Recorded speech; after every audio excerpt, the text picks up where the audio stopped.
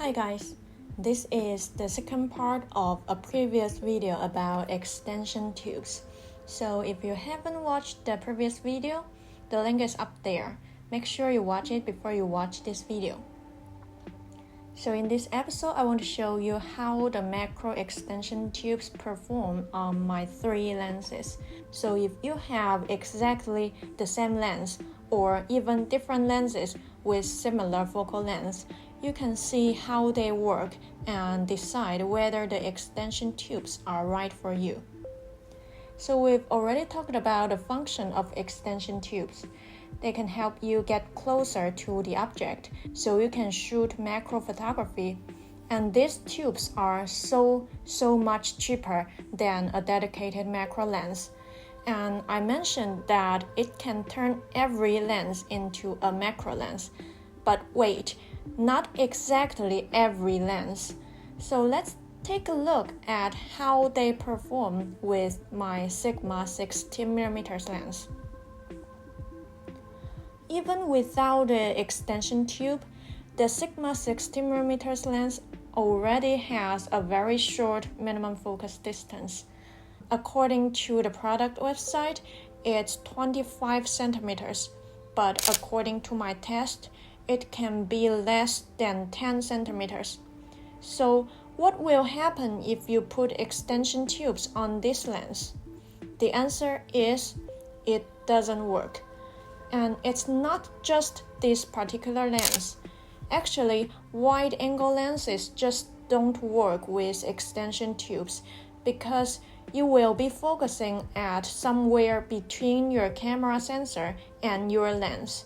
So you will find it very difficult to focus, and it's very likely that the object is already touching your lens or even damaging your lens, but you still can't focus on it. You might be wondering what kind of focal length is suitable if you are using extension tubes. So let me demonstrate with my Sony 18-105mm lens. Let's start from 30mm since we've already established that wide angle just doesn't work. As you can see, it is very similar to when I was using the 16mm, and the camera lens is almost touching the flower. It is slightly easier to focus, but the performance is not very good. Moving on to 50mm. I think from here, it becomes so much easier to focus using the extension tubes, and definitely easier than at 30mm. Moving on next to 80mm. You can see that my lens is keeping a certain distance from the flower, but at the same time, because of the long focal length, I can still take close-up shots of the flower.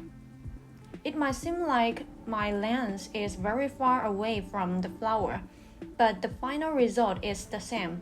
I can take close-up shots of it, and there is no trouble focusing.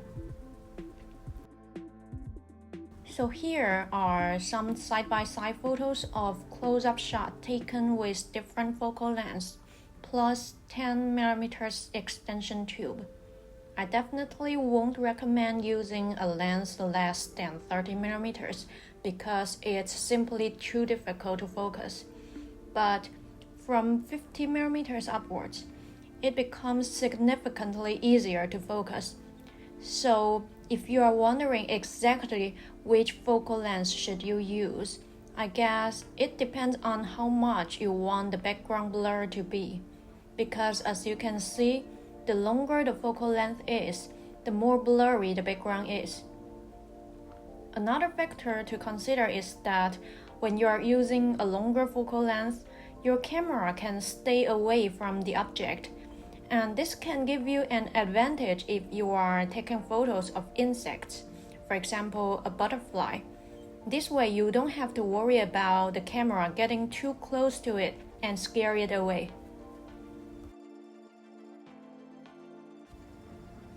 Now I would like to show you how the extension tubes perform with my TTArtisan 50mm f1.2.